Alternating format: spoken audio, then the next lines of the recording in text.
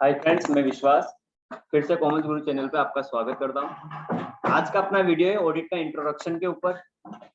ठीक है, आज ऑडिट के इंट्रोडक्शन का पहला पार्ट है। चलिए शुरू करते हैं अपन। देखिए क्या क्या है।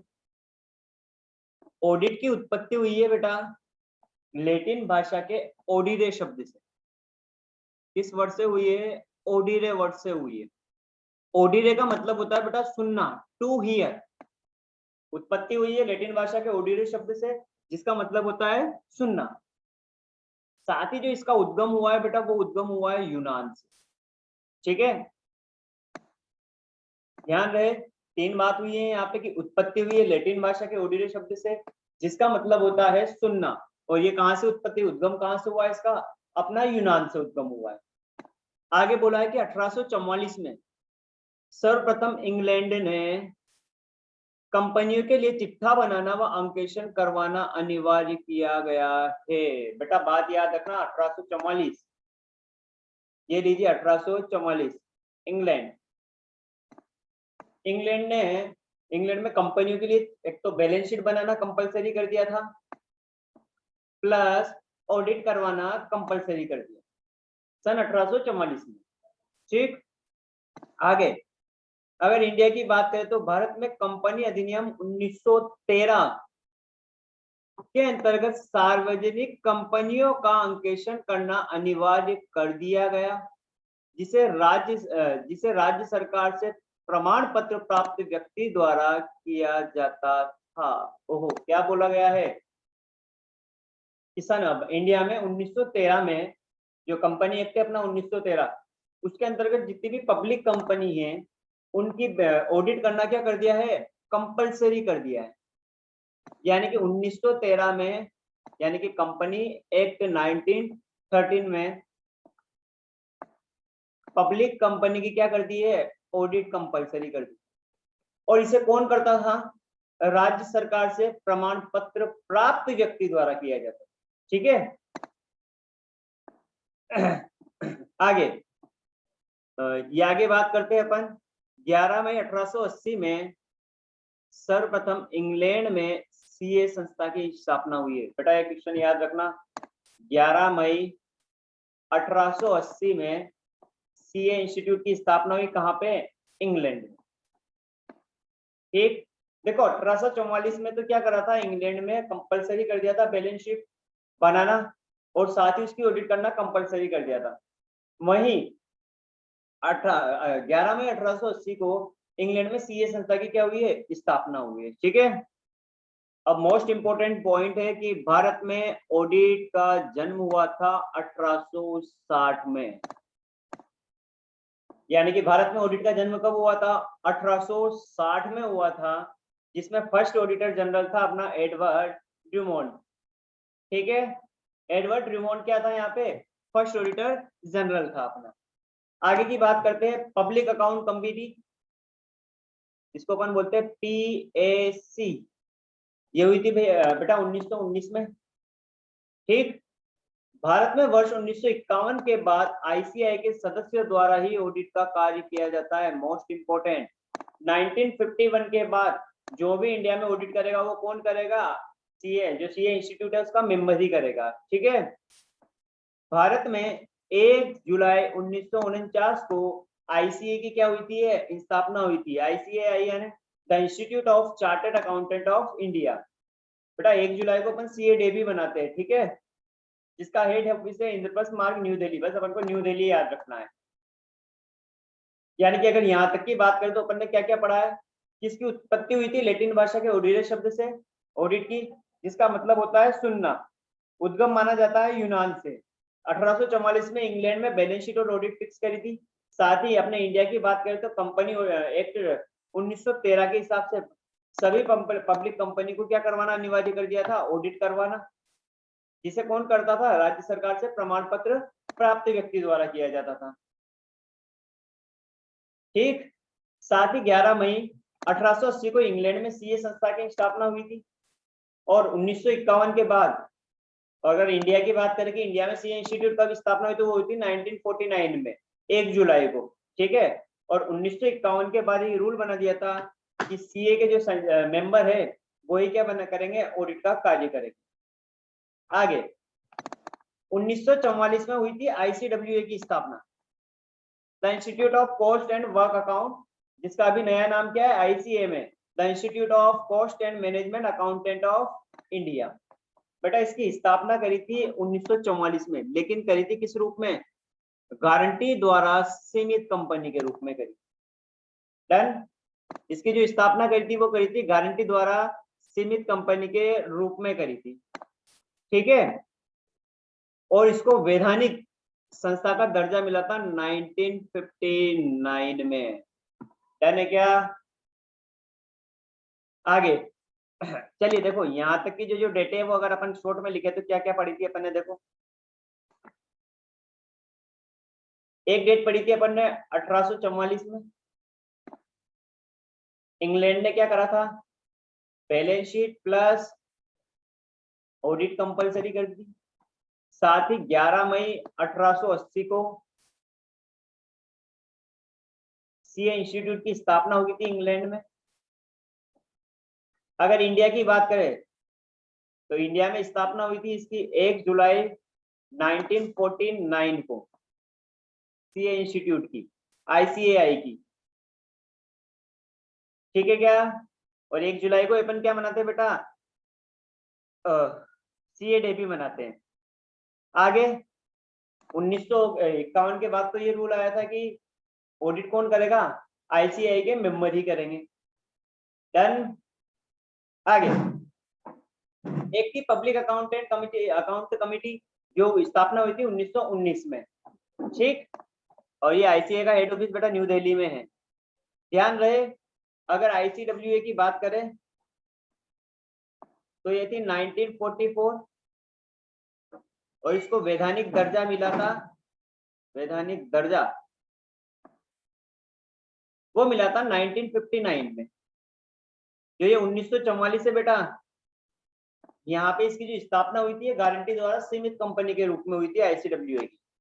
अभी इसका वर्तमान नाम है आईसीएम है, the institute of cost and management accountant of India. और आईसीडब्ल्यूए का था the institute of cost and work account, जिसका हेड ऑफिस है बेटा कोलकाता में। आगे बात करते हैं अपन आईएफएसी यानी कि the council of international federation of account. इसकी स्थापना हुई थी बेटा 7 अक्टूबर 1977। इसकी स्थापना कब हुई थी, 7 अक्टूबर 1977 में हुई थी, ठीक। आगे अब इस आईएफएसी का मेन उद्देश्य क्या था कि पूरे विश्व में एक समान लेखा मानक लागू करना। लेखा मानक बोले तो एएस, अकाउंटिंग स्टैंडर्ड। डन। वहीं आगे बढ़ते हैं अपन। भारत में अंकेक्षण बोर्ड व अंकेक्षण प्रमाण पत्र की स्थापना हुई थी बेटा 1932 में। अंकेक्षण बोर्ड अंकेक्षण प्रमाण पत्र की स्थापना हुई थी 1932 में। 1977 में हुई थी आईएफएसी की 7 अक्टूबर को, ठीक है। आगे auditing and assurance standard board, इसी को अपन बोलते हैं एएएसबी, पहले इसका नाम था एपीसी, ठीक। तो ये बोला गया है कि 17/9/1982 को आईसीएआई ने अंकेक्षण व्यवहार समिति की क्या करी थी, स्थापना करी थी। ऑडिट प्रैक्टिसिंग कमेटी की स्थापना करी थी, ठीक। बाद में इसी का नाम परिवर्तन करके अपन ने क्या कर दिया था, AASB, auditing and assurance standard board.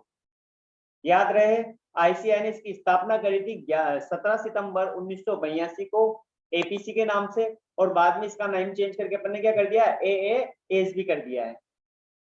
बात आगे क्या समझ में, चलिए हाँ अब चलिए कुछ चीजें पढ़ते हैं। ये लीजिए अपन बात करते हैं अकाउंटिंग साइकिल की। तो बेटा अकाउंटिंग साइकिल में क्या होता था, पहले तो ट्रांजैक्शन को पहचाना जाता था, फिर जर्नल में एंट्री की जाती थी, फिर लेजर और सब्सिडरी बुक, ट्रायल बैलेंस बनाया जाता था, trading and P&L plus balance sheet, और ऐसे ही ये क्या चलती रहती थी, ये क्रम चलता रहता था। तो ध्यान रहे यहां से लेके यहां तक का जो पार्ट है बेटा इसे बोलते हैं बुक कीपिंग। बुक कीपिंग मैंने पुस्तक पालन, और इसके बाद का जो पार्ट है इसको बोला जाता है अकाउंटिंग। यानी कि जहां पे बुक कीपिंग खत्म होगी वहां पे अपनी स्टार्ट होगी अकाउंटिंग, और ध्यान रहे जहां पे अकाउंटिंग खत्म होगी वहां पे स्टार्ट होगी अपनी ऑडिटिंग। ठीक, तो चलिए पुस्तक पालन की बात करते हैं। पुस्तक पालन में क्या बोला है, बुक कीपिंग में कुछ ऐसी चीजें बोली है। इसमें प्रारंभिक लेखा करते हैं, सीधी सी बात है, पहले ट्रांजेक्शन किया जाता है उसके बाद जर्नल एंट्री की जाती है, तो ये प्रारंभिक लेखा है।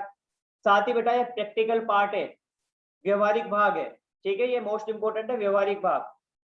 आगे व्यापारिक व्यवहारों को हिसाब किताब की बहियों में लिखने की कला को क्या कहते हैं, पुस्तक पालन। यानी कि जो भी लेन देन हुए हैं उनको जब भी अपन अकाउंट में लिखेंगे तो उस कला को क्या बोलते हैं, बुक कीपिंग बोला जाता है। यह यांत्रिक प्रकृति का है, ठीक है, रूटीन, यांत्रिक प्रकृति, रूटीन नेचर। ठीक, इसमें निम्न शामिल है, journal entry, ledger and subsidiary books, account के बैलेंस निकालना। ठीक, अब बेटा एक चीज याद रखना, कोहलर ने क्या बोला है, यह एक तय योजना के अनुसार एक व्यवहार या लेन देन की विश्लेषण, वर्गीकरण और लेखन की प्रक्रिया है। ध्यान रखना कोहलर ने इसको बोला है तय योजना, जिसके अनुसार व्यवहार लेन देन का विश्लेषण किया जाता है, वर्गीकरण और उसको क्या किया जाता है, एंट्री की जाती है। बात आ गई समझ में।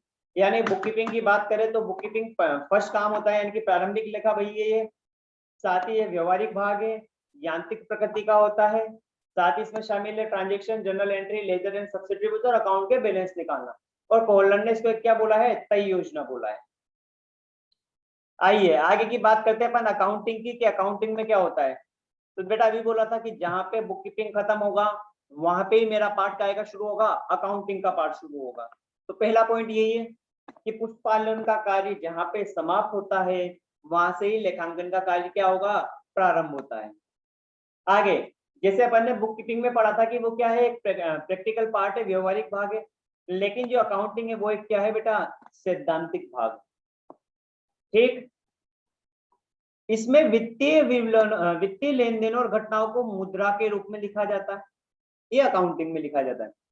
एक याद रखना आईपीसीए के अनुसार इसकी क्या डेफिनेशन है, व्यवहारों व घटनाओं जो पूर्णतः या आंशिक रूप से वित्तीय प्रकृति के, वित्तीय प्रकृति यानी फाइनेंशियल नेचर के, को निश्चित ढंग से मुद्रा में मौद्रिक रूप में लिखने, वर्गीकृत करने, सारांश बनाने और उनके परिणामों की व्याख्या करने की कला को ही क्या कहते हैं अपन, लेखांकन के।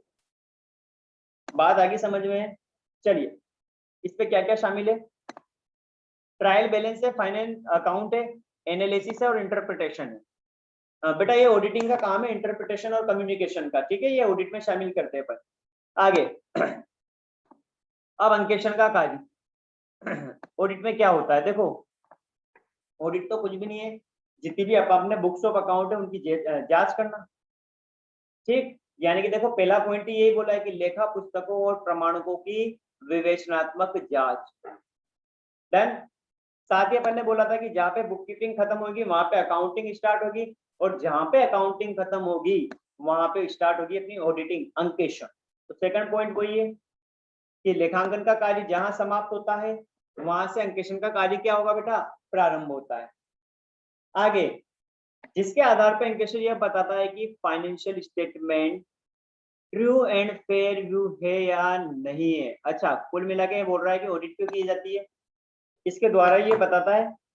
अगर इसके मेन पर्पस की बात करके ऑडिट की जाए, उद्देश्य की बात करें तो उद्देश्य तो यही है बेटा कि फाइनेंशियल स्टेटमेंट पे क्या करना, राय प्रकट करना कि वो ट्रू एंड फेयर व्यू प्रकट करते हैं या नहीं प्रकट करते। आगे अब कुछ इनके राइटर के नाम है जो याद रखने हैं। पहला है जे.आर. बोटली बॉय। बोटली बॉय ने इसको बोला है बेटा आलोचनात्मक व बुद्धिमत्तापूर्ण जांच। ये एक आलोचनात्मक जांच है और बुद्धिमत्तापूर्ण जांच है। मोंटगोमरी ने बोला है कि यह व्यवस्थित जांच है, ठीक है, साथ ही आलोचनात्मक व तुलनात्मक जांच है, यह भाग है, ठीक है। अब एक ऐसे आता है 200, ऐसे बोले तो स्टैंडर्ड ऑन ऑडिटिंग, ठीक। और AS1 बोला है कि किसी इकाई चाहे लाभकारी हो या नहीं हो, उसके आकार या विविध रचना को विचार में लाए, लाभकारी हो या नहीं, बिना उसके आकार, ये बिना है यहाँ, है ना, बिना उसके आकार या विविध रचना को विचार में लाए, ठीक है, कि वित्तीय जानकारियों का उन पर राय प्रकट करने की दृष्टि से किया गया एक स्वतंत्र परीक्षण है। ठीक है, ये ऐसे दोस्तों ने बोला है। इसमें पुस्तक पालन व लेखांकन की शुद्धता व सत्यता की क्या की जाती है बेटा, जांच की जाती है ऑडिटिंग में। इसमें 3 पार्टी होती है, मोस्ट इंपोर्टेंट है। कितनी पार्टी होती है इसमें? इसमें 3 पार्टी होती है बेटा। इसमें होती है अपनी 3 पार्टी। एक तो होती है अपनी क्लाइंट होता है, एक ऑडिटर होता है, एक ऑडिटी होती है।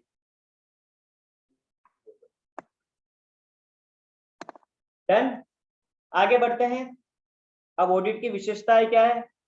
तो देखो, ये व्यापारिक और व्यापारिक संस्था का हो सकता है, विवेचनात्मक जांच है और कला विज्ञान दोनों है। ठीक है, स्वतंत्र व्यक्ति द्वारा किया जाता है, इंडिपेंडेंट पर्सन द्वारा, और ये बुद्धिमत्तापूर्ण जांच है। ठीक, आगे अंकेक्षण के लाभ की बात करें तो बेटा, एक है अनुशासन कायम करना, भ्रष्टाचार पे नियंत्रण करना, व्यापार की सही स्थिति बताना और अनियमितता, चोरी या गबन का प्रकट करना।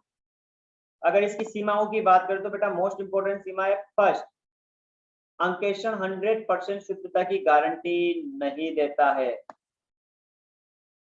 ठीक है, अंकेक्षण 100% शुद्धता की गारंटी नहीं देता है।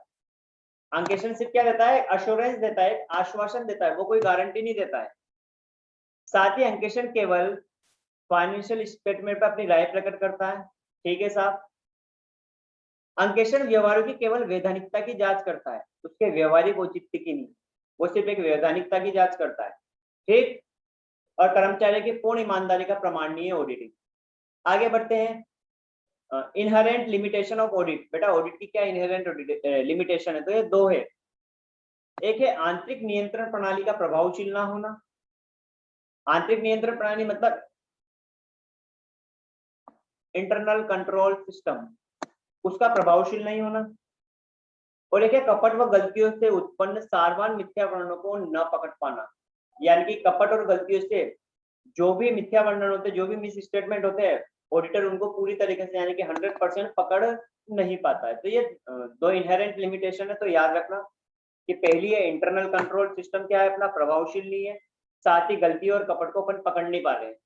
ठीक, अब ऑडिटिंग के लिए महत्वपूर्ण बेटा क्या दे रखे हैं? कॉन्सेप्ट दे रखे हैं, यानी कि अवधारणाएं दे रखी है। पहली है अंकेक्षण की स्वतंत्रता की अवधारणा। अंकेक्षण की स्वतंत्रता की अवधारणा बोले तो क्या होता है कि अंकेक्षण जो भी काम करेगा वो बेटा एक पक्षतापूर्ण काम करेगा, मतलब निष्पक्ष। ठीक है, आगे महत्वपूर्णता की अवधारणा और साथ ही सही व उचित अवधारणा। महत्वपूर्णता की अवधारणा कॉन्सेप्ट ऑफ मटेरियलिटी, यानी कि ये इंपोर्टेंट जो भी इंपोर्टेंट बातें उनको क्या करेगा, हाईलाइट करेगा। साथ ही concept of true and fair view. True and fair view तो अपन ने इसकी डेफिनेशन में भी पढ़ा था। आगे बेटा बात करते हैं अपन इन्वेस्टिगेशन की, अनुसंधान की।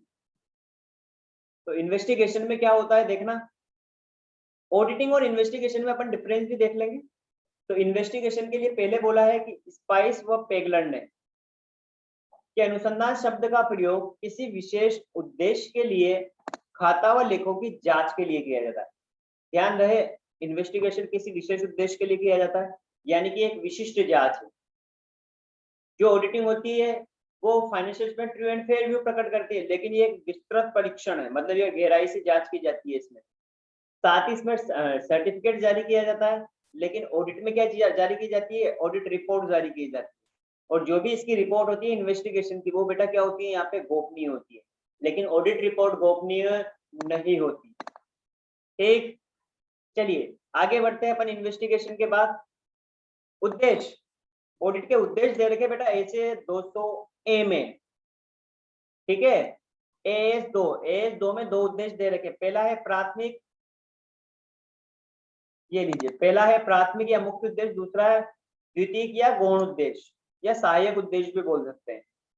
प्राथमिक तो ये फाइनेंशियल स्टेटमेंट के होने के संबंध में, अच्छा फाइनेंशियल स्टेटमेंट के ट्रू एंड फेयर होने के संबंध में अपनी राय प्रकट करता है। साथ ही इसके गौण उद्देश्य क्या है? कपट व अशुद्धियों का पता लगाना, उनको रोकना। देखो एक चीज ध्यान रखना बेटा कि कपट और अशुद्धियों को रोकने का जो प्राथमिक काम है, जो प्राथमिक उत्तरदायित्व है, वो अपना किसका है? मैनेजमेंट का होता है।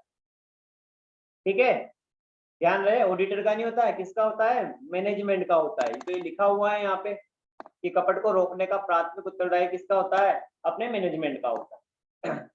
साथ ही मैनेजमेंट को सलाह देना, ये अपने द्वितीय काम है। यानी कि ये उद्देश्य याद रखना, पहला तो क्या है? प्राथमिक उद्देश्य या मुख्य उद्देश्य फाइनेंशियल स्टेटमेंट पे क्या देना? राय प्रकट करना कि वो ट्रू एंड फेयर है या नहीं है। साथ ही इसके द्वितीय उद्देश्य गौण उद्देश्य में क्या क्या है? कपट व अशुद्धियों का पता लगाना, उनको रोकना, और रोकने की प्रारंभिक लायबिलिटी, प्राथमिक उत्तरदायित्व होता है अपना मैनेजमेंट का। साथ ही मैनेजमेंट को क्या देना? राय देना, सलाह देना। अब बेटा अशुद्धि और कपट में क्या डिफरेंस है? एरर और फ्रॉड, ये इंपॉर्टेंट है। AS4 में दे रखा बेटा, उद्देश्य दे रखे थे अपने A से 200A में और AS2 में। साथ ही फ्रॉड और अशुद्धि में डिफरेंस दे रखा है AS4 में। और ध्यान रखना कपट और अशुद्धि के लिए एक ऐसे आता है, ये देखो यहाँ नीचे लिखा हुआ है A से 240 और AS4। ठीक, चलिए एरर और फ्रॉड क्या होता है बेटा? एरर तो होती है मिस्टेक, अशुद्धि, यानी कि ये जानबूझ के नहीं की जाती। ठीक है, और एरर को पकड़ना क्या होता है? आसान होता है, ये जनरली कर्मचारियों के द्वारा की जाती है। इसके लिए एरर के लिए कोई प्लानिंग नहीं की जाती है, ये अपने आप हो जाती है। अब इसके अपने फाइनेंशियल स्टेटमेंट पे दो इफेक्ट हो सकते हैं, पॉजिटिव भी हो सकता है और नेगेटिव भी हो सकता है। इसका जस्ट उल्टा होता है अपना फ्रॉड। चलिए पहले एरर पढ़ लेते हैं कि ये जानबूझकर नहीं करते हैं। तो फ्रॉड में क्या हो जाएगा? जानबूझ के करते हैं, किसी को धोखा देने के उद्देश्य से। इसका कोई उद्देश्य नहीं होता, इसका उद्देश्य होता है पैसा कमाना। इसे पकड़ना आसान है, इसे पकड़ना आसान नहीं है, फ्रॉड को पकड़ना आसान नहीं है। जो मिस्टेक होती है सामान्यतः कर्मचारियों द्वारा की जाती है, लेकिन जो फ्रॉड होते हैं वो उच्च अधिकारियों के द्वारा किया जाता है। साथ ही एरर सुनियोजित नहीं होती है, कोई प्लानिंग नहीं करते अपन एरर की, लेकिन फ्रॉड बकायदा पूरी प्लानिंग के साथ किया जाता है ना। ये मैंने यहाँ नहीं लिख दिया, हटा देना, ये प्लानिंग होती है, ये काट देता हूँ। ठीक है, ये आगे एरर का इफेक्ट क्या पड़ सकता है? पॉजिटिव और नेगेटिव, लेकिन फ्रॉड का हमेशा क्या इफेक्ट पड़ेगा बेटा? नेगेटिव, क्योंकि किसी को धोखा देने के उद्देश्य से किया है। ठीक, पढ़ते हैं अपन आगे। ओहो, type of error, type of error की बात करते हैं तो इसमें क्या है? पहला है एरर ऑफ प्रिंसिपल। एरर अभी अपन ने पढ़ा, अशुद्धि, त्रुटि बोल दो। तो एरर ऑफ प्रिंसिपल बोले तो सैद्धांतिक त्रुटि, यानी कि लेखांकन सिद्धांतों का पालन नहीं करना। बोले तो रेवेन्यू एक्सपेंडिचर को मैंने, या कैपिटल एक्सपेंडिचर को मैंने क्या मान लिया? रेवेन्यू एक्सपेंडिचर मान, कैपिटल को क्या मान लिया? रेवेन्यू एक्सपेंडिचर मान लिया। तो ये होगी मेरी कौन सी एरर? Principle error. आगे एरर ऑफ ओमिशन, ओमिशन बोले तो भूल की अशुद्धि, भूल की त्रुटि, यानी कि किसी लेन देन को अपन रिकॉर्ड करने ही भूल जाते हैं। साथ ही बेटा एरर ऑफ कमीशन, हिसाब की त्रुटि, हिसाब की त्रुटि यानी कि टोटलिंग में मिस्टेक है, या कैरी फॉरवर्ड या बोर्ड फॉरवर्ड में मिस्टेक है, या पोस्टिंग करने में अमाउंट में क्या है? मिस्टेक कर दी अपन ने।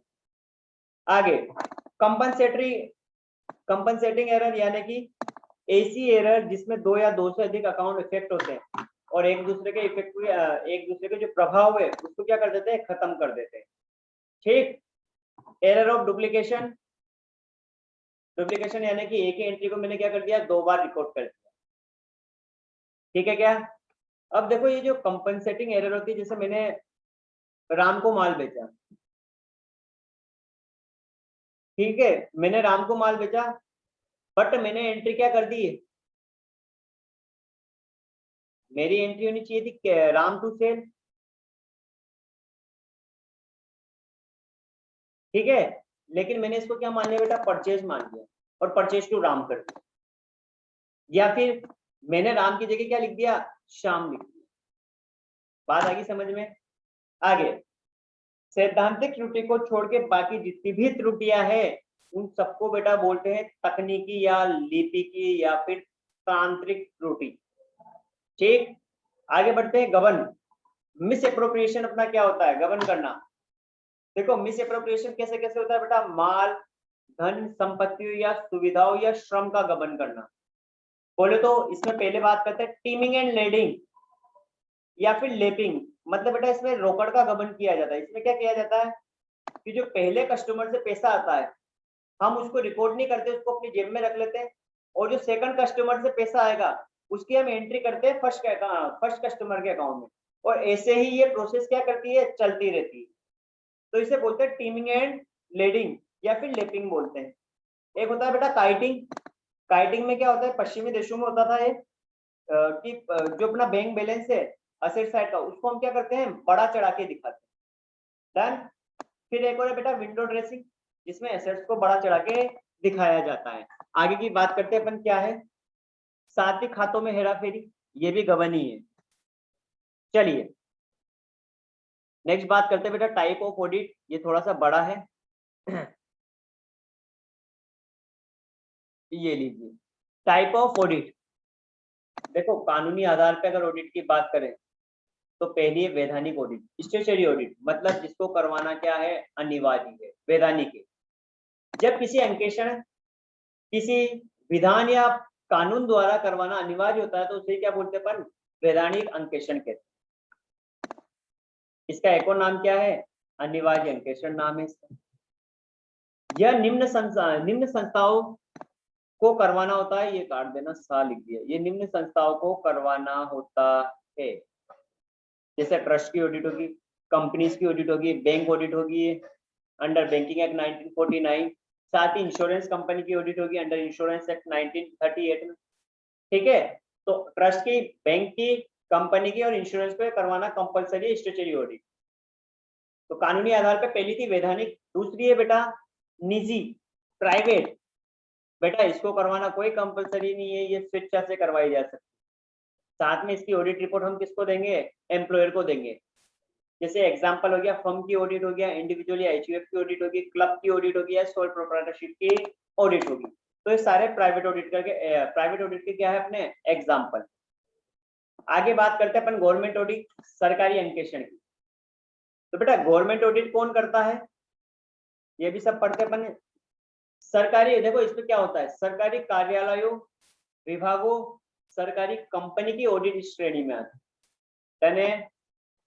इसके ऑब्जेक्ट क्या है, ऑब्वियसली बात है गवर्नमेंट ऑडिट तो पब्लिक इंटरेस्ट सबसे पहला है, सरकार की सहायता करना है और औचित्य के नियमों की पालना करना।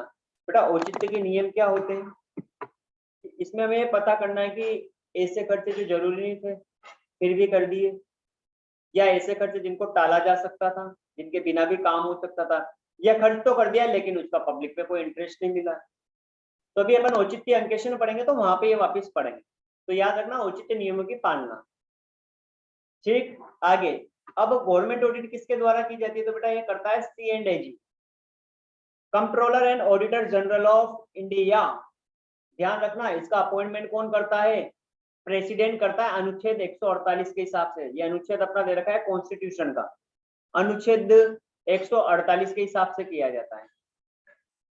ठीक, एट प्रेजेंट अभी अपना C&AG क्या है, श्री गिरीश चंद्र मुर्मू है। ठीक, आगे अब केक का टेन्योर क्या होता है, तो बेटा केक का टेन्योर होता है 6 ईयर और 65 ईयर एज, दोनों में से जो भी पहले हो जाए। इसका रेम्युनरेशन होता है बेटा इक्वल टू सुप्रीम कोर्ट के जज की जगह, जो भी प्रेजेंट टाइम पे 2.5 लाख पर मंथ है। रिमूवल ऑफ C&AG, बेटा इसका रिमूवेबल पॉसिबल नहीं है, कर ही नहीं सकते, कैन नॉट बी रिमूव। लेकिन दो ही कंडीशन, मतलब एक ही कंडीशन में कर सकते हैं, या तो इनकैपेसिटी या ये मिसबिहेवियर करता है, तो इसका हम क्या कर सकते हैं, रिमूवल कर सकते हैं। और रिमूवल ऐसे ही नहीं होता है बेटा, जो हाई कोर्ट के जज को हटाते हैं ना अपन, वही प्रोसेस यहाँ लगेगी। मतलब 2/3 majority of member of both house of parliament, parliament में दोनों हाउस में, दोनों ही सदनों में, अपने संसद के दोनों ही सदनों में क्या होगा, एक प्रस्ताव पास होगा जिसमें 2/3 मेजोरिटी होनी चाहिए, यानी कि स्पेशल रेजोल्यूशन पास होना चाहिए। 75% वोट क्या होने चाहिए, इसके फेवर में होने चाहिए, इसके हटाने के फेवर में। तो ही हम इसको क्या कर सकते हैं, रिमूव कर सकते हैं। आगे पावर क्या है इसकी, देखो ड्यूटी एंड पावर दे रखे आर्टिकल 149 में, ठीक है। तो इसने दे रखा है, देखो 148 में तो क्या करा था, प्रेसिडेंट इसकी नियुक्ति कर सकता, देखो पढ़ने पड़ा था। 149 में इसकी पावर और ड्यूटी दे रखी है कि appoint statutory auditor.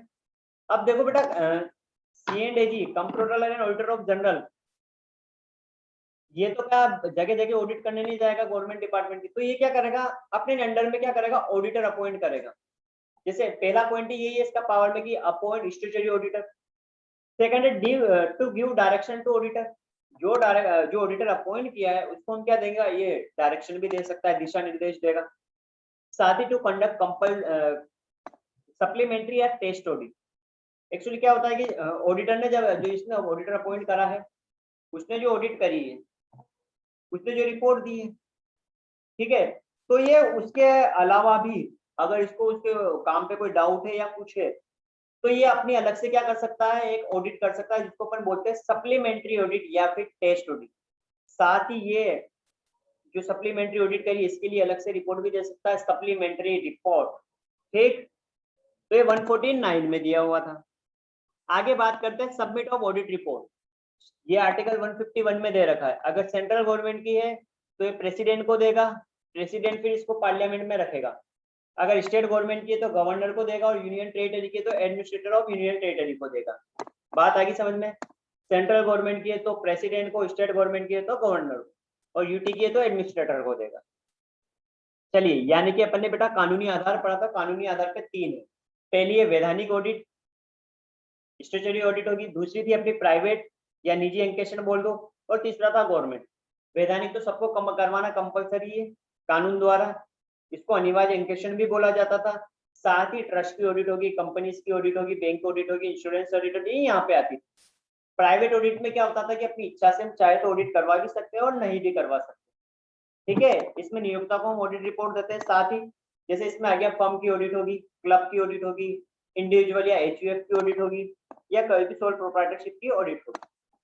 Government audit की बात करें तो गवर्नमेंट ऑडिट बेटा सरकारी कार्यालयों, विभागों और सरकारी कंपनियों की ऑडिट इसी श्रेणी में आती है। ऑब्जेक्ट क्या है, जनता को जनहित सुरक्षित करना, सरकार की सहायता करना और औचित्य के नियमों की पालना है। ये किसके द्वारा की जाती है, तो बेटा यह की जाती है C&AG controller and auditor general of India के द्वारा किया जाता है। साथ ही अपॉइंटमेंट कौन करेगा, इसका करेगा प्रेसिडेंट, अनुच्छेद 148 के हिसाब से। प्रेजेंट टाइम में कौन है, श्री गिरीश चंद्र। साथ ही इसका टेन्योर क्या होता है, 6 ईयर और 65 ईयर, जो भी पहले हो। बेटा इसका रेम्युनरेशन होता है सुप्रीम कोर्ट के जज के बराबर, जो भी प्रेजेंट टाइम पे चल रहा है अपना 2.5 लाख रुपए, ठीक है, जो भी अपना प्रेजेंट टाइम पे चल रहा है 2.5 लाख रुपए। साथ ही रिमूवल ऑफ C&AG, इसको रिमूव जनरली अपन नहीं कर सकते हैं, लेकिन एक्सेप्ट अगर ये मिसबिहेव करता है या इनकेपेसिटी में, यानी कि पागल वागल हो जाता है, तो इसको हम हटा सकते हैं। इसका रिमूवल सेम वैसे होगा जैसे हाई कोर्ट के जज को हटाया जाता है, यानी कि 2/3 मेजोरिटी पास होनी चाहिए, स्पेशल रेजोल्यूशन पास होना चाहिए पार्लियामेंट में। इसकी पावर एंड ड्यूटी दे रखी है 149 में, तो गवर्नमेंट ऑडिटर की दे रखी है, C&AG की जो पावर एंड ड्यूटी दे रखी है वो दे रखी है अनुच्छेद 149 में। क्या क्या दे रखा है कि अपॉइंटमेंट ऑफ स्टैट्यूटरी ऑडिटर दे रखा है कि स्टैट्यूटरी ऑडिटर की अपॉइंटमेंट कर सकता है, साथ ही उसको डायरेक्शन दे सकता है, सप्लीमेंट्री या टेस्ट ऑडिट कर सकता है और सप्लीमेंट्री रिपोर्ट इशू कर सकता है। सबमिट ऑफ ऑडिट रिपोर्ट 151 में अगर बात करें तो बोला है कि सेंट्रल गवर्नमेंट की प्रेसिडेंट को देगा, स्टेट गवर्नमेंट की किसको देगा, गवर्नर को, और यूटी की देगा एडमिनिस्ट्रेटर को।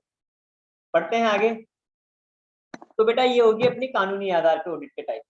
अब पढ़ रहे अपन समय के आधार पे, तो कुछ नहीं, एक तो होता है चालू ऑडिट, कंटिन्यूअस अंकेशन। कंटिन्यूअस अंकेशन मतलब ये लगातार चलता रहता है बेटा, बैंकिंग में होता है, जहां पे लेन देन क्या होते हैं, बहुत ज्यादा होते हैं, तो वहां पे ये वाली ऑडिट की जाती है, कंटिन्यूअस ऑडिट।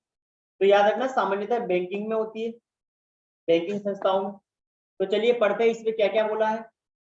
तो पहला पॉइंट बोला है इसमें कि इसमें अंकेशन की प्रक्रिया निरंतर चलती रहती है, तो यही अपन ने बोला कंटिन्यूअस चलती रहती है, तभी तो इसका नाम है कंटिन्यूअस ऑडिट। यह अंकेशन प्रबंध की आवश्यकता अनुसार समय समय पर की जाती है, ठीक है साहब। यह सामान्यतः बैंकिंग संस्थाओं के अंतर्गत किया जाता है।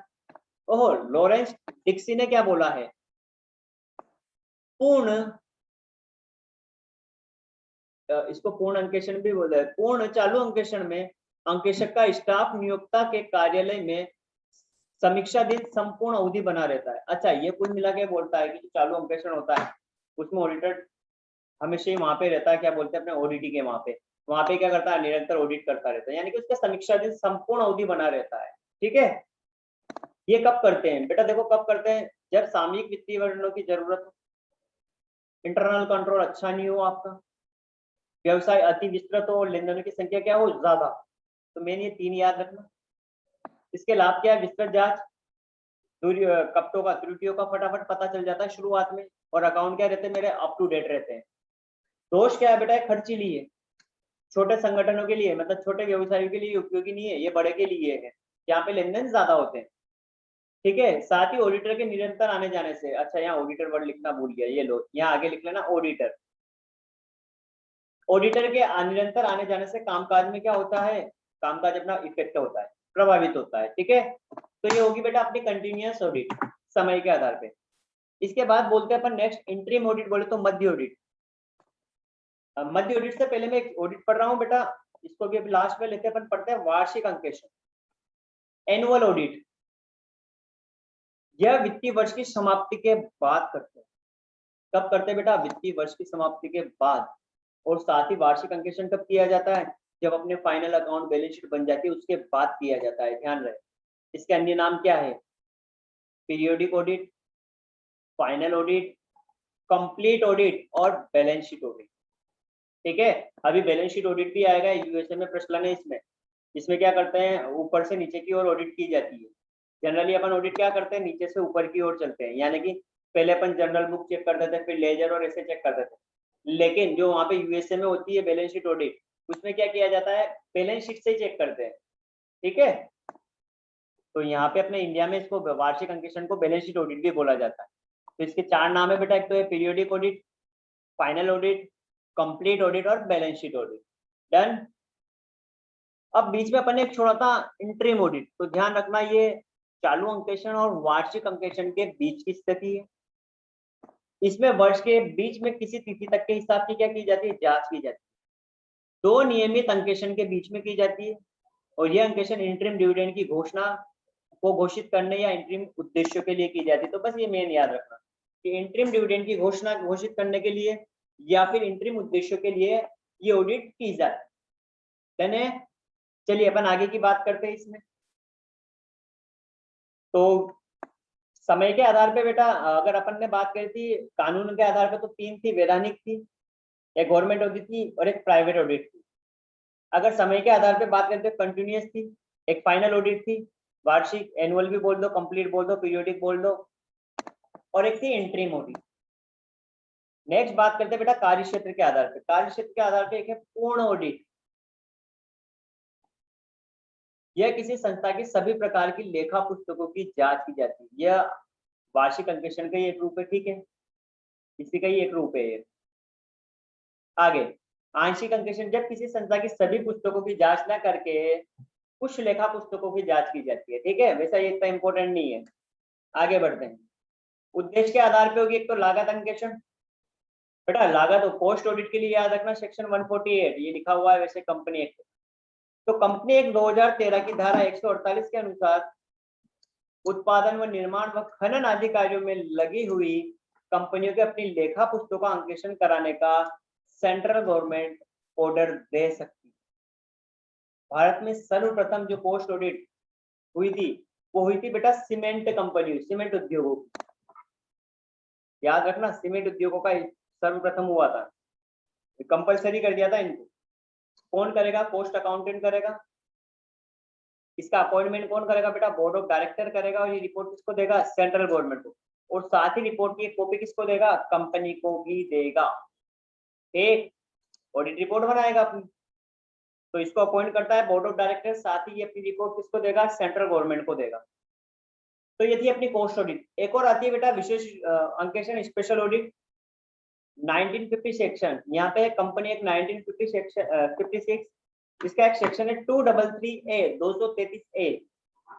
इसमें क्या है, सेंट्रल गवर्नमेंट आदेश देती है निम्न परिस्थितियों में। इसकी क्या करो, स्पेशल ऑडिट करवाने के आदेश दे सकते हो जब कंपनी का संचालन व्यावसायिक सिद्धांतों व्यावसायिक परंपराओं के अनुसार नहीं किया जा रहा हो, जब कंपनी के संचालन से किसी कंपनी या अन्य उद्योगों को क्या हो, हानि की संभावना हो, जब कंपनी की स्थिति ऐसी हो चुकी हो कि कंपनी ऋण चुकाने की क्षमता खतरे में पड़ जाए, पड़ जाए, ठीक है, पड़ जाए। अब ये कौन करेगा कॉस्ट ऑडिट बेटा, ये भी सॉरी स्पेशल ऑडिट कौन करेगा, सीए करेगा। इसका अपॉइंटमेंट करेगा सेंट्रल गवर्नमेंट और रिपोर्ट किसको देगा, सेंट्रल गवर्नमेंट। अगर इसके रेमुनरेशन की बात आए तो ये कौन देगा बेटा, रेमुनरेशन तो कंपनी ही देगी, अपॉइंटमेंट कोई भी करे। ये चीज ध्यान रखना, इससे अपन आके पढ़ेंगे जब अपॉइंटमेंट और रेमुनरेशन पढ़ेंगे, कंपनी ऑडिट पढ़ेंगे तो वहां पे इस पे वापस से बात करेंगे। आगे बात करते हैं उद्देश्य के आधार पर एक और होती है मैनेजमेंट ऑडिट या कुशलता ऑडिट। नाम ही मैनेजमेंट ऑडिट है, तो प्रबंध की कार्यों की आलोचनात्मक और विश्लेषणात्मक जांच है, ये ऐच्छिक है। और अंकेक्षण का आदेश कौन देता है, पीओडी देता है। यहाँ औचित्य अंकेक्षण याद हो तो जब अपने गवर्नमेंट ऑडिट पढ़ा था तो वहां पे भी ये वर्ड आया था, उद्देश्य में पढ़ा था अपन ने, देखो कहाँ पढ़ा था, ये लो, ये रे उद्देश्य, कहाँ गए, ये रे, यहाँ पढ़ा था औचित्य नियमों की पालना। तो बेटा ये वापस यहाँ आ गया अपन औचित्य अंकेक्षण। प्रोप्राइटरी ऑडिट, ये ऑडिट ऐसे खर्चों को खोजने का प्रयास करती जो खर्चे क्या हो, अनुचित, परिहार्य व निष्फल हो, अनुचित, परिहार व निष्फल हो। देखिए इसमें क्या क्या है, हाँ, यह ऑडिट पब्लिक इंटरेस्ट में की जाती है, प्रबंध अंकेक्षण का ही भाग है। बेटा ध्यान रखना, ये भी प्रबंध अंकेक्षण के भाग की है, यानी मैनेजमेंट ऑडिट का एक पार्ट है। आगे अब इसमें कौन से खर्चों की पहचान की जाती है, अनुचित, यानी कि अनुचित का मतलब होता है जिसकी जरूरत नहीं हो फिर भी किए हो। परिहार, जिसे टाला जा सकता था। निष्फल, ऐसे खर्चे जिनसे पब्लिक को कोई भी हित नहीं हुआ या कोई भी फायदा नहीं हुआ है, तो ऐसे खर्चों की अपन को पहचान की जाती है। यह निम्न आधार पर की जाती है, ध्यान रखना, बुद्धिमान, विजडम, निष्ठा, फेथफुलनेस और मितव्ययिता इकोनॉमी। तो बुद्धिमत्ता, निष्ठा और क्या हो गया, मितव्ययिता, ये 3 आधार पे की जाती है। ध्यान रहे मैनेजमेंट ऑडिट का ये पार्ट है। अब बात करते हैं अपन इन्वायरमेंट ऑडिट, पर्यावरण अंकेक्षण। तो ये भी बेटा क्या है, ऐच्छिक है। इसमें व्यवसाय की गतिविधि से अपने इन्वायरमेंट पे जो इफेक्ट पड़ रहा है उसकी जांच की जाती है। यह आंतरिक व बाह्य विशेषज्ञों द्वारा की जाती है। साथ ही क्यों की जाती है, इससे अपन को पता चलता है संसाधनों का बेहतर उपयोग हो रहा है या नहीं हो रहा, पर्यावरण प्रदूषण को कम करना है। आगे की बात करते हैं अपन, एक बार यहां तक पढ़ो।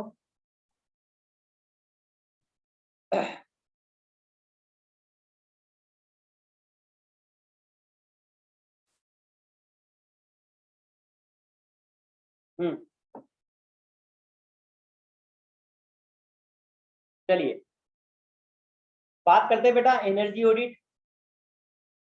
ऊर्जा अंकेक्षण, तो व्यवसाय में यूज होने वाली ऊर्जा की मात्रा और उसके यूज की दक्षता को जांचना, वही संसाधन के बेहतर उपयोग, संसाधनों का और ऊर्जा की खपत कम करना। ऑपरेशनल ऑडिट बेटा, संस्था के विभिन्न विभागों के कार्यों और क्रियाओं की दक्षता को जांचना, ठीक है बेटा। अगर प्रबंधकीय कार्य होगा तो वो हो जाएगी मैनेजमेंट ऑडिट। मैनेजमेंट ऑडिट में पढ़ा था प्रबंधकीय कार्यों की आलोचनात्मक जांच, लेकिन अपन विभागों के कार्यों की जांच कर रहे तो फिर वो होगी परिचालन ऑडिट और ऑपरेशनल ऑडिट। ओकेजनल ऑडिट आकस्मिक अंकेक्षण नाम से किसी विशेष उद्देश्य के लिए अचानक ऑडिट करवाई जाती है, जैसे साझेदार के प्रवेश पे, संस्था को बेचने पे या एकीकरण होने पे। कैश ऑडिट, किसी अवधि के लिए नगद लेन देनों की जांच, जैसे इंपोर्टेंट नहीं बेटा। परफॉर्मेंस ऑडिट मोस्ट इंपोर्टेंट, ध्यान रहे ये भी मैनेजमेंट ऑडिट का भाग है, यानी कि याद रहे मैनेजमेंट ऑडिट के 2 पार्ट है, तो मैं यहाँ मैनेजमेंट ऑडिट में लिख देता हूँ। ये रहा, एक तो है औचित्य ऑडिट भी इसी के पार्ट है, एक है निष्पादन परफॉर्मेंस ऑडिट, ये रहा ना निष्पादन अंकेक्षण। इसमें भौतिक और वित्तीय लक्ष्यों की तुलना वास्तविक निष्पादन उपलब्धियों से की जाती है, ठीक है। सोशल ऑडिट, एक है मानव संसाधन ऑडिट, बस नाम याद रखो बेटा। मोस्ट इंपोर्टेंट है बैलेंस शीट ऑडिट, ध्यान रहे वार्षिक अंकेक्षण जो अपन ने पढ़ा था उसका नाम बैलेंस शीट ऑडिट भी बोला था अपन ने वहां पे। तो इसकी उत्पत्ति हुई है बेटा यूएसए में, और कहाँ लोकप्रिय है? यूएसए में लोकप्रिय है। इसमें संपत्ति व दायित्व की ऑडिट की जाती है। मैंने बोला था ना, इसमें अपन तो जनरली क्या करते हैं, नीचे से ऊपर चलते हैं, लेकिन इसमें क्या किया जाता है, ऊपर से नीचे चला जाता है। भारत में पीरियोडिक ऑडिट को ही बैलेंस शीट ऑडिट शब्द का यूज किया जाता है उसके लिए।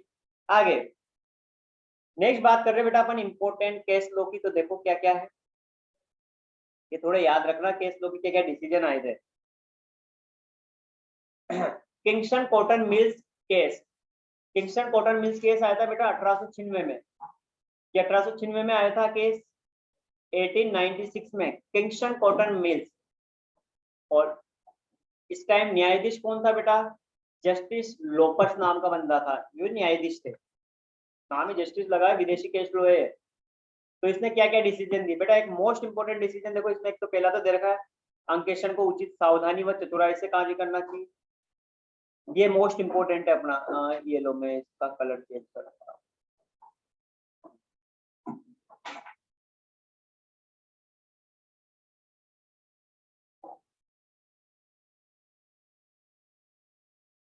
ये ब्लू कलर ले लिया।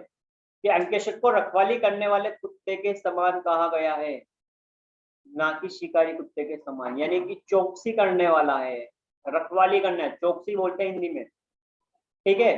आगे बड़े अधिकारियों द्वारा सावधानी के लिए कपटों के उत्तरदायी नहीं है। ओके, जो बड़े अधिकारी है द्वारा सावधानी से किए गए कपटों के लिए अंकेशन उत्तरदायी नहीं है। और ये तो अपन ने पहले पढ़ा था कि कपटों और इनको पकड़ने का और इनको रोकने का प्रारंभिक काम किसका है, प्रारंभिक उत्तरदायित्व किसका है, मैनेजमेंट का। तो ये ऑडिटर का कोई काम नहीं है। और अंकेशन को संदेहशील और शंकाशील नहीं होना चाहिए। ठीक है। आगे तो बेटा किंगस्टन कॉटन मिल का जो 1896 में आया था, लोपस जी ने जो दिया था, जस्टिस लोपस ने, तो इसमें मेन ये है कि सावधानी और चतुराई, साथ ही रखवाली करने वाला कुत्ते के समान है, ना कि भौंकने वाले कुत्ते के, ना कि काटने वाले शिकारी कुत्ते के समान। एक और आया था बेटा London and general bank case, ये आया था 1895 में। ठीक है। जो कॉटन किंगस्टन था, किंगस्टन कॉटन मिल, ये आया था 96 में। और 95 में आया था जो न्यायाधीश लिंडले थे यहाँ पे लंदन एंड जनरल में। इसने क्या बोला है कि अंकेशन को ईमानदारी से क्या कार्य करना चाहिए बेटा? यहाँ ईमानदारी था, यहाँ चतुराई और सावधानी था। ठीक है। एक ये मोस्ट इंपोर्टेंट है, सेकंड और थर्ड वाला भी। सेकंड क्या है कि सत्यता की गारंटी देना अंकेशन का कर्तव्य नहीं है। ध्यान रहे, अंकेशन कभी भी, ऑडिटर कभी भी गारंटी नहीं देता है, वो सिर्फ एक क्या देता है, आश्वासन देता है। अंकेशन एक बीमा करता नहीं है। साथ ही अंकेशन कर्तव्य अंशधारियों को स्पष्ट सूचना देना है, संकेत देना पर्याप्त नहीं है। ठीक है। एक था सिटी इक्विटेबल फायर कंपनी का, इंश्योरेंस कंपनी का केस था। अंकेशन का कर्तव्य के अंकेशन की प्रतिभूतियों का निरीक्षण व सत्यापन करे। ठीक है। जो भी कंपनी की क्या है, सिक्योरिटी है, उनका वेरिफिकेशन ये भी करना जरूरी है ऑडिटर को। अब आया था बेटा सेंट्रल गवर्नमेंट वर्सेस एजी केहर का केस आया था।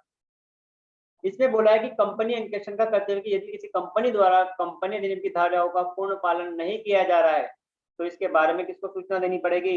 ऑडिटर को, मेंबर को सूचना देनी पड़ेगी, अंशधारियों को सूचना देनी पड़ेगी। तो याद रखना, केंद्र सरकार बनाम एजी केहर का केस है। फिर है बीएल मोहन बनाम के एन सत्यवादी का केस।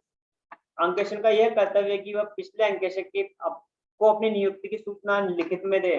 बेटा ये कोड ऑफ कंडक्ट में भी पढ़ेंगे, जब इसके दायित्व आएंगे तो वहां पे आईसीआई के हिसाब से भी यही लिखा हुआ है कि जब भी नया ऑडिटर आएगा तो उसको जो पुराना ऑडिटर है उससे क्या करना पड़ेगा, कम्युनिकेशन करना पड़ेगा लिखित में। ठीक है। तो ये बीएल मोहन बनाम के एन सत्यवादी का केस था। तो बेटा कुछ इंपोर्टेंट केस लो थे। तो किंगस्टन कॉटन मेल का आया था 1896 में, जस्टिस यहाँ पे लोपस थे। फिर लंदन एंड जनरल बैंक का आया था 1895 में, यहाँ पे जस्टिस लिंडले थे। सिटी की बेटर फायर इंश्योरेंस कंपनी का आया था, जिसमें सिक्योरिटी का क्या करना था, अपन को जांच करनी थी, वेरिफिकेशन। सेंट्रल गवर्नमेंट का आया था केहरी एजी केहर के साथ। तो इसमें क्या था बेटा कि अगर कोई कंपनी की पालनाओं का धाराओं का पूर्ण पालन नहीं करता है तो आपको क्या इन्फॉर्मेशन देनी पड़ेगी अंशधारियों को। साथ ही बीएल मोहन बनाम ए के एन सत्यवादी, तो आपको प्रीवियस ऑडिटर से लिखित में क्या देनी पड़ेगी, सूचना देनी पड़ेगी। चलिए कुछ इंपोर्टेंट ऐसे है बेटा, तो एक याद रखना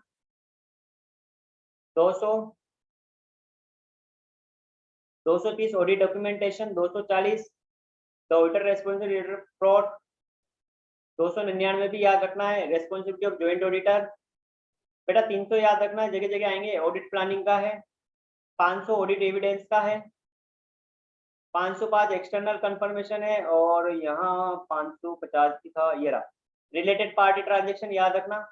530 में दे रखी ऑडिट प्रोसेसर। गोइंग कंसर्न 570 है।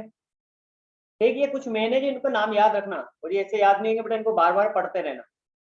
कि 200 में दे रखा है ओवरऑल ऑब्जेक्टिव इंडिपेंडेंट ऑडिटर। ठीक है, 230 में ऑडिट डॉक्यूमेंटेशन दे रखा है, 299 में ज्वाइंट ऑडिटर दे रखा है, उसकी रेस्पॉन्सिबिलिटी। और ऐसे 300 में क्या दे रखा है, ऑडिट प्लानिंग दे रखी है। ठीक, ऐसे 500 में क्या दे रखा है, ऑडिट एविडेंस दिया हुआ है। 501 में ऑडिट एविडेंस दे रखा है स्पेशल सेलेक्टेड आइटम के लिए। 505 में एक्सटर्नल कन्वर्ट, तो ऐसे इनको पढ़ लेना। ठीक है, तो बेटा ये इंट्रोडक्शन का अपना फर्स्ट पार्ट पूरा कंप्लीट हो गया है। डन। अभी इसका एक पार्ट और डालू, हमें एक वीडियो और करेंगे, तो वहां पे देखेंगे इसको। तो बेटा कुछ चीजें याद रखना। चलिए, बाकी अपन नेक्स्ट वीडियो में देखेंगे।